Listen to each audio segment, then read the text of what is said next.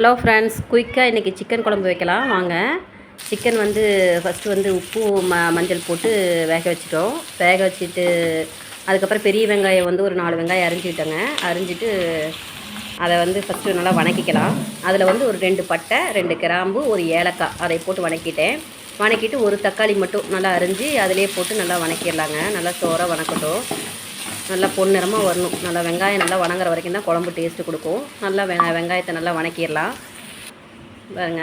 அதுக்கப்புறம் வந்துட்டு நம்ம தூள் சிக்கன் மசாலா கொஞ்சம், மட்டன் மசாலா கொஞ்சம், மிளகுத்தூள் கொஞ்சோண்டு, வரமிளகாத்தூள் அது கொஞ்சம், வீட்டில் அரைச்ச மல்லித்தூள் அது கொஞ்சம் எடுத்துக்கலாம். எங்கள் வீட்டோட செடியெல்லாம் பாருங்கள், அப்படியே நல்லா இருக்குதுங்களா. மணி பிளான்ட்டு எனக்கு செடி இருக்கிறது ரொம்ப பிடிக்குங்க. அதனால் வந்து நம்ம கிச்சனில் எனி டைம் அங்கே தான் இருக்க போகிறோம். அதனால் அது அந்த இடத்த வந்து ஒரு ப்ளசண்ட்டாக இருந்தால் தான் நமக்கு அந்த இடத்துக்கு பார்க்கவே வேலை செய்கிறதுக்கே இன்ட்ரெஸ்ட்டாக இருக்கும். மணிக்கணக்காக அங்கே தான் நிற்போம். அதனால் அது வந்து அப்படியே பச்சை பசேன்னு அந்த இடத்துக்கு இருக்கணும். அதனால் அப்படியே உங்களுக்கும் காட்டுறேன், பார்த்துக்குங்க. இப்போ நல்லா வெங்காயம்லாம் நல்லா வணங்கிருச்சுங்க. இதுக்கு வேணுங்கிற தூளெல்லாம் வந்துட்டு நம்ம எடுத்து வச்சுருக்குறோம் பாருங்கள். சிக்கன் மசாலா, மட்டன் மசாலா, ஜீரகம் கொஞ்சம், மிளகு இதெல்லாம் போட்டு அதிலே ஒரு வணக்கிக்கலாம். நல்லா நம்ம வணங்கணும். அடுப்பை கொஞ்சம் வேகமாக வச்சு நல்லா வணக்கி விட்டுட்டு அதுக்கப்புறம் கொஞ்சம் சிம்மில் வச்சிடலாம். நல்லா வணங்கிட்டு வரட்டும். அப்புறம் மிளகாத்தூள் ஒரு ஸ்பூன் மிளகாத்தூள் போட்டுக்கலாம் காரத்துக்கு.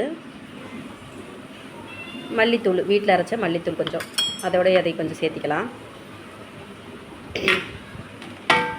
நல்லா வணக்கிடலாங்க. 1/2 கிலோ சிக்கனுக்கு போதும் 4 வெங்காயம் போடலாம். நல்லா குழம்பு 4 பேருக்கு இருக்கிறோன்னா நைட்டுக்கு கொஞ்சம் நல்லா சேர்த்தி சாப்பிட்லான்னா இருக்கும். அப்புறம் எண்ணெயை ஊற்றி ஒரு பட்டை, ஒரு கிராம்பு போட்டு, ஒரு ஏலக்காய் போட்டு, பச்சை மிளகாயும் கறிவேப்பிலையும் அதிலே போட்டு வணக்கிக்கலாம். இது சீக்கிரமாக டக்குன்னு வேலையாயிரும். இது நல்லா வெந்துருச்சு பாருங்கள். ஒரு 1/2 வேக்காடு மக்கள் வெந்துருச்சு. உடனே சீக்கிரமாக செய்யணும் அப்படின்னா நம்ம இந்த மாதிரி செஞ்சுக்கலாம். ஃபஸ்ட்டு தண்ணியில் வந்துட்டு உப்புத்தூளும் மஞ்சள் தூளும் போட்டு வேக வச்சுருக்கிறேன் கறியை. அதை மறுபடியும் இதிலே எடுத்து கொட்டியாச்சு. அப்புறம் இஞ்சி பூண்டு கொஞ்சோண்டு தட்டி, அதுக்கப்புறம் இஞ்சி பூண்டு தட்டி அதிலே அந்த இதிலே போட்டுக்கலாம். இது சீக்கிரம் வேலையாயிருங்க. ஏன்னா இதை ஃபஸ்ட்டு வேக வச்சிட்டோம் அப்படின்னா நம்ம இதை வெங்காயம்லாம் அரியறதுக்குள்ளே இது வெந்துக்கும். இது வெந்ததுக்கப்புறம் இதை டக்குன்னு அரிஞ்சு விட்டு வணக்கி ஆட்டிக்கலாம். ஆட்டி வச்சுருக்கிறத அப்படியே எடுத்து ஊற்றியாச்சுங்க. தேங்காயெல்லாம் எதுவுமே தேவையில்லை சிக்கனை பொறுத்த வரைக்கும்.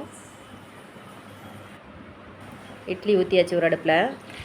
பாப்பாவுக்கு வேறு இன்றைக்கி சென்னை கிளம்புறாங்க, டைம் ஆகி போச்சு பஸ்ஸுக்கு.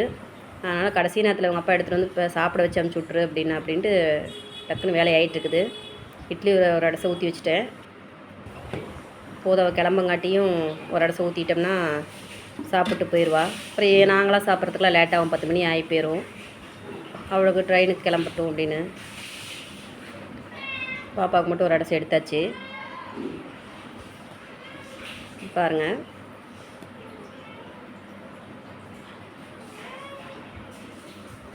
இன்னொரு அடசை எடுத்தாச்சு. இது சின்னவளுக்கு. அப்புறம் நாங்கள் சாப்பிட்றதெல்லாம் லேட்டாகும், அதுக்கப்புறமேட்டு ஊற்றிக்கலாம் அப்படின்னு சொல்லிட்டு விட்டாச்சு.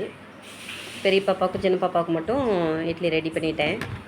ஒரு இடத்துல ஊற்றியாச்சு. குழம்பும் கொதிச்சிட்ருக்குது.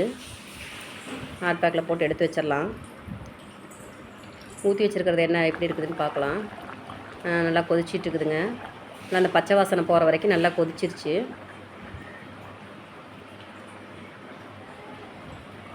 அதுக்கப்புறம் நம்ம வந்து புதினா தழை கொஞ்சம், கொத்தமல்லி இலை கொஞ்சம் போட்டுக்கலாம். முட்டையை 4 வேக வச்சுட்டேன். இந்த தலையை மட்டும் கொஞ்சம் கிள்ளி போட்டுக்கலாம்.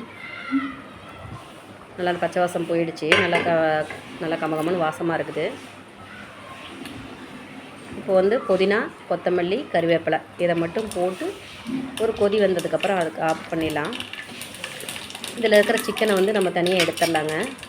நல்லா வெந்ததுக்கப்புறம் எடுத்து எண்ணெய் ஊற்றி கடுகு பருப்பு போட்டு வரமிளகா போட்டு கறிவேப்பிலை கொஞ்சம் போட்டுக்கலாம். 2 சோம்பு அதில் போடணும்.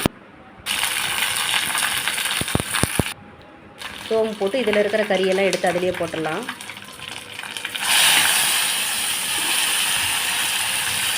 நல்லா வணங்கிட்டு இருக்கும்போது இதில் வந்து நல்லா கறி போட்டு நல்லா பரட்டிடலாம்.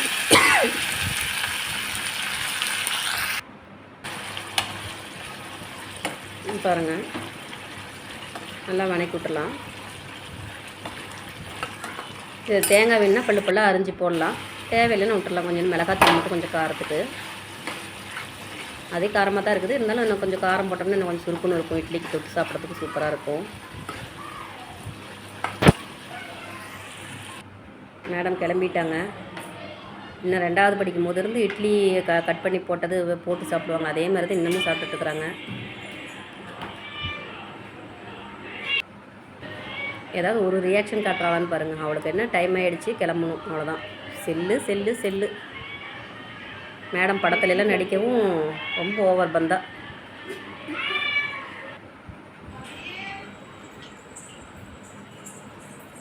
அவ்வளோதாங்க, சாப்பிட்டு கிளம்பிட்டாங்க.